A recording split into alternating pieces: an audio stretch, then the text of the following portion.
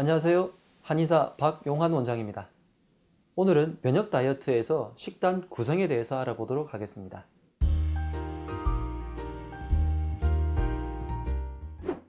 채식을 하라고 말씀드렸는데 내가 빼고 싶은 몸무게의 목표량에 따라서 이것이 조금 바뀌게 됩니다. 만약에 그 목표량이 내 몸무게의 10% 이내라고 한다면 아침, 점심에는 탄수화물을 어느 정도 집어넣어줘도 됩니다.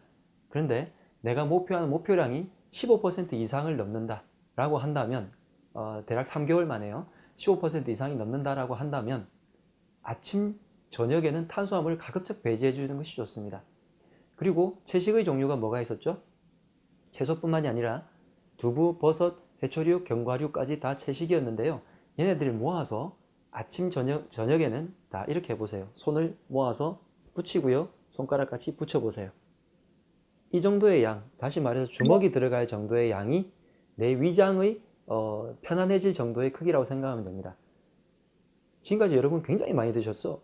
이것뿐만이 아니라 아마 이만큼 드셨을 거예요. 특히 뷔페를 가면 이만큼 더 드셨겠죠. 이 정도 양이 아니라 아침, 저녁에는 이것들을 모아서 채식의 종류들을 모아서 이 정도 양입니다. 여기에 두부 반모가 들어갈 거고요. 그 다음에 우리가 알고 있는 여러 가지 풀이나 열매 채소 같은 것이 방울토마토도 좋습니다.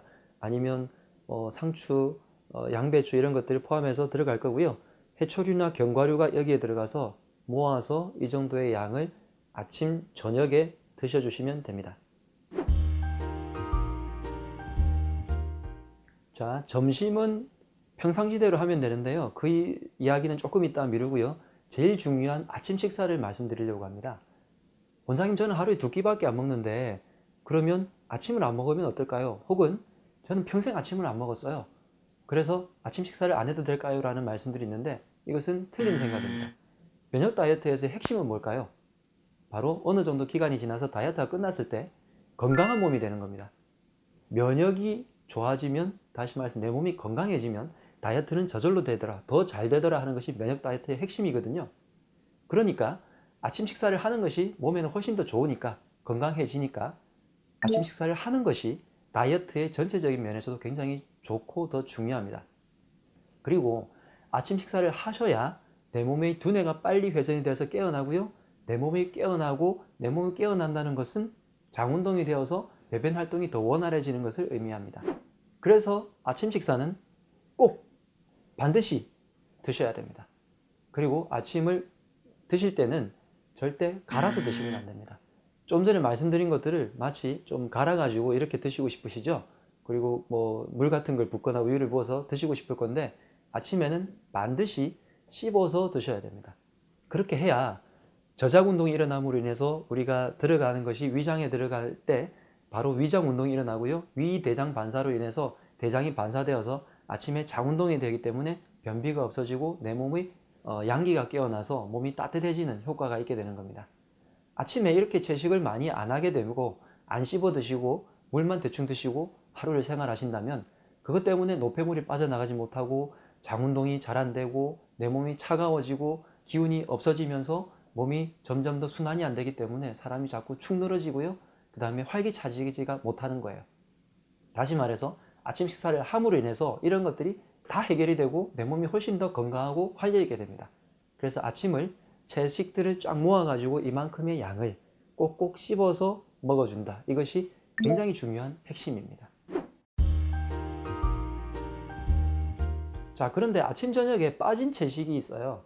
채식에 제가 빠뜨린 게 뭐냐면 탄수화물, 다시 말해서 곡류, 밥 같은 곡류와 그 다음에 과일입니다.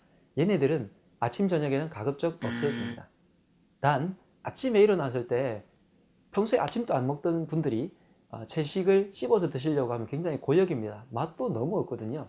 그래서 아침 시간에는 그런 분들에 한해서만 20%의 정도, 다시 말해서 이 정도라면 위에 조금 찰 정도의 부분만 과일을 조금만 넣어주는 것이 좋습니다. 당연히 껍질째 넣어야 되고요. 과일을 넣는 이유는 단 하나밖에 없습니다. 맛을 조금 더 개선해서 맛을 있게 만들어서 아침을 그래도 먹게끔 하고자 하는 의도일 뿐이니까 내 목표가 굉장히 많은 분들은, 다시 말해서 20% 이상을 빼고 싶은 분들은 아침에 과일도 드시지 않았으면 좋겠습니다. 아침 저녁을 채식으로 해서 이만큼의 양을 먹었어요. 그러면 점심은 어떻게 하느냐 궁금하시죠? 점심은 다행히 여러분들 평상시 먹던 대로 드시면 됩니다. 그렇지만 다이어트를 하신다는 분들이 오히려 더 많이 드시려고 하진 않겠죠? 그래서 점심은 내가 먹던 평상시 양에서 한 10%만 덜어내자, 그렇게 생각하시고 드시고요. 밥도 드셔도 되고 고기도 드셔도 되지만, 첫 번째 강조드리고 주의해야 될 사항이 하나가 있습니다. 첫 번째가 물, 국, 찌개, 탕, 음료로 된 것들을 밥 먹는 동안에는 먹지 않겠다. 굉장히 중요한 핵심입니다.